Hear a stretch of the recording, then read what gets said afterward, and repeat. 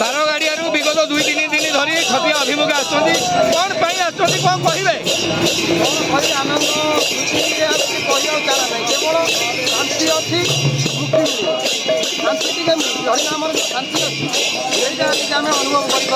शास्त्र कही हरिनाम कला लोक रस जानी जी हरिनाम कर रस पाई आपण मान हरिनाम करके आसुँच कौन कह भक्त मान आगामी दिन में कार्तिक मासरे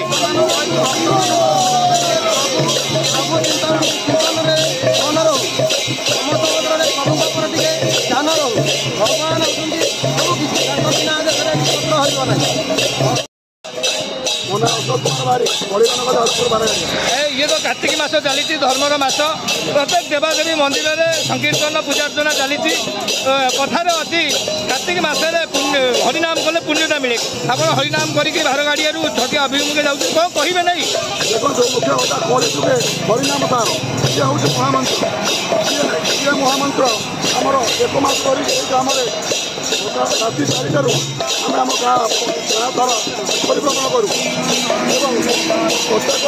दीपावली अमावास्यार 4-5 दिन मध्य जेकोसी एक मंदिर को आम पदयात्रा कर नगर आम आसू दुर्गा 50 वर्ष ये अनुष्ठान प्रति कार्तिक मास आरंभ प्रत्येक शिवा मंदिर ग्राम परिक्रमा कर कार्तिक मासरे हरिनाम कले पुण्यता थाए जहाँ शास्त्र कहूँ ये हरिनाम पुण्यता अच्छे कि